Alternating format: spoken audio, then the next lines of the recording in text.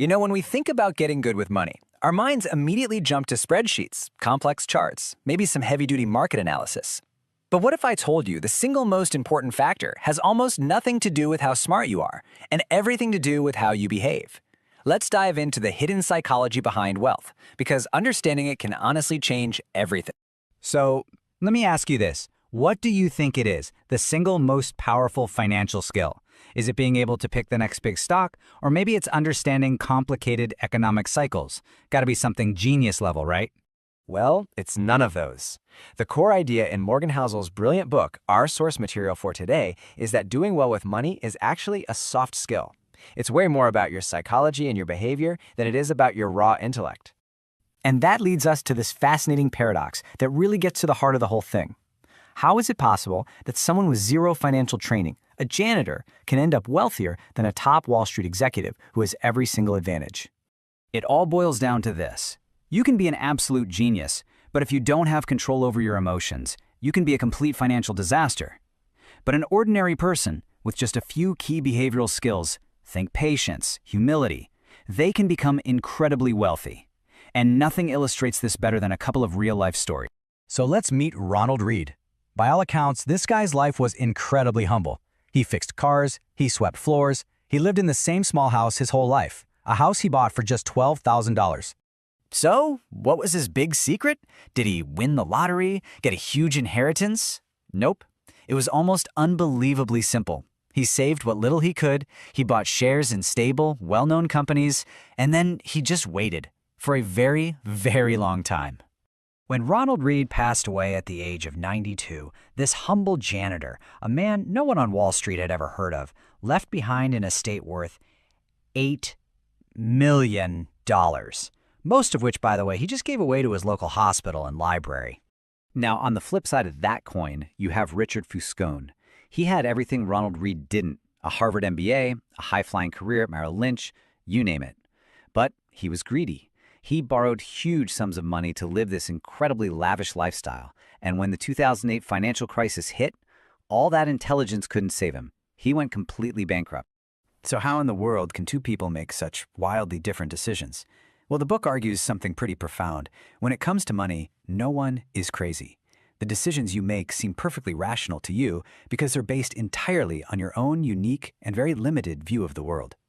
I mean, think about this for a second. The tiny, tiny sliver of reality that you've personally experienced makes up maybe a microscopic percentage of what's ever happened, and yet it accounts for something like 80% of how you think the entire world works. And these charts just bring this idea to life. So look, on the left, if you were born in 1970, the stock market went up 10 times over during your teens and 20s. You'd probably think stocks are an amazing way to build wealth. But now look at the chart on the right. If you were born in 1950, the market basically went nowhere for you at that same age. You'd be way more skeptical, right? Neither person is crazy. They're just a product of their own time.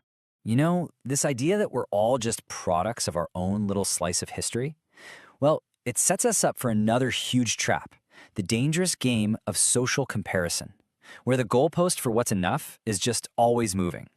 Just take the unbelievable story of Rajat Gupta. He was born into poverty in Kolkata, orphaned as a teenager. He rises up to become the CEO of McKinsey, the most prestigious consulting firm on the planet.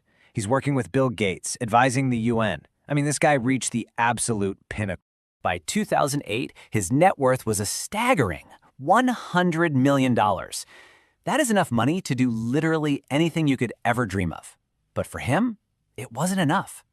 See, he wanted to be a billionaire, so he got involved in an insider trading scheme, feeding illegal tips to a hedge fund manager. He ended up in prison, his reputation completely destroyed. He risked everything he had and needed for something he absolutely did not have and did not need.